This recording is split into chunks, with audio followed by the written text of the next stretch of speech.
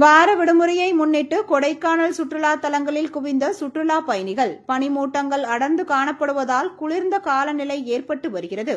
மலைகளின் இளவரசி என அழைக்கப்படும் கொடைக்கானல் உலகளாவிய சுற்றுலா தலங்களில் ஒன்றாக இருந்து வருகிறது. வார விடுமுறை நாட்களில் கொடைக்கானலுக்கு பல்வேறு பகுதியிலிருந்து சுற்றுலா பயணிகள் அதிகம் வருவது வழக்கம். இந்நிலையில் கடந்த 3 நாட்களாக வனத்துறை கட்டுப்பாட்டில் அமைந்துள்ள சுற்றுலா தலங்களில் யானை நடமாட்டம் இருப்பதால் சுற்றுலா பயணிகளுக்கு அனுமதி மறுக்கப்பட்டது. அதனைத் தொடர்ந்து தூண்பாறை, குணாகுகை, பைன் மரக்காடு, மேயர் சதுக்கம் போன்ற சுற்றுலா தலங்களை சுற்றுலா பயணிகள் செல்ல முடியாமல் இருந்த நிலையில் தற்பொழுது அனுமதி கிடைத்துள்ளது.